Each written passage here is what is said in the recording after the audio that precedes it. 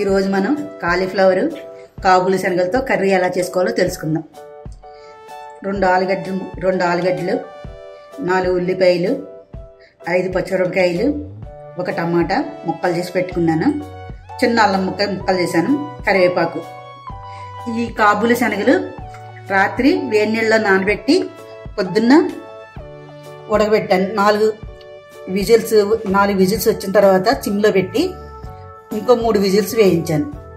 ఇది కాలీఫ్లవర్ ముక్కలు చేసి నీళ్ళల్లో ఉప్పేసి దాంట్లో ఒక హాఫ్ అన్ అవర్ ఉంచి శుభ్రం కడిగేసి ముక్కలు చేసి పెట్టుకునేవి.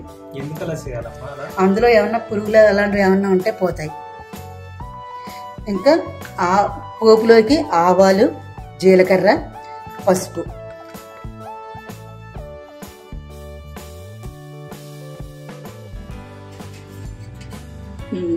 దీని మీద కడాయి పెట్టాను. స్టవ్ వెలిగించాను. కొద్దిగా ఆయిల్ వేసుకున్నాను.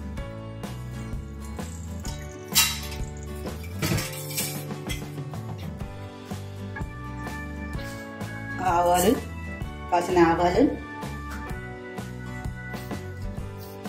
కాస్తంత జీలకర్ర,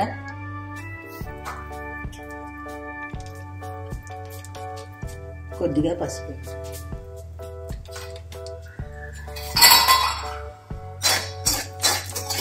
వేగాక మిగతా వేసుకుందాం.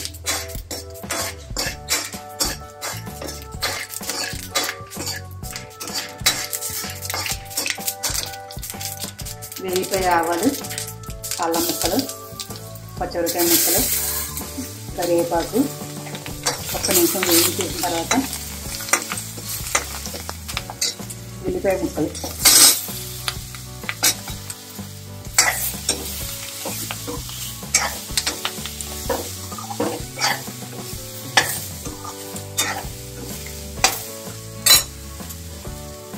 టమాటా ముక్కలు,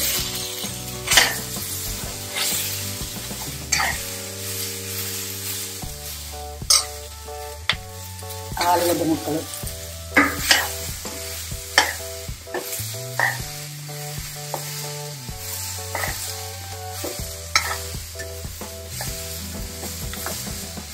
ఇప్పుడు కాలీఫ్లవర్ వేసుకుందాం.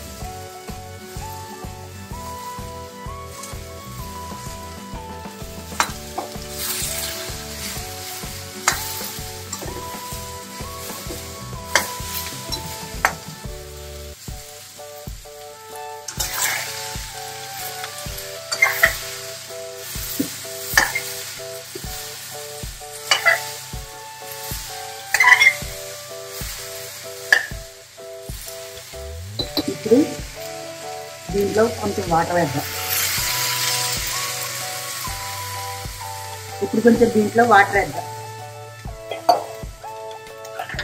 ఈ ఉడికించిన శనగలు కూడా దీంట్లో వేసేద్దాం.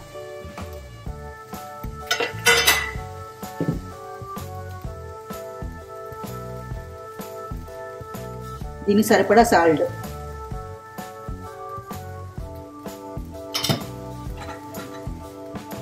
పచ్చిమిరపకాయ ముక్కలు వేసాను కదా, అందుకని కారం ఎక్కువ వేయట్లేదు, కొద్దిగా వేసుకుంటే చాలు.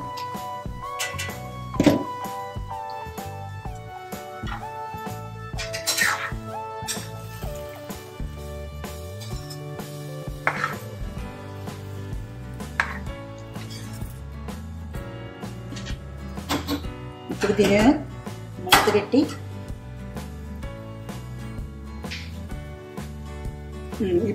మూత పెడదాం. కొంచెంసేపు మగ్గనిద్దాం ఇలా. ఇప్పుడు కూర ఉడికిపోయింది, చూద్దాం.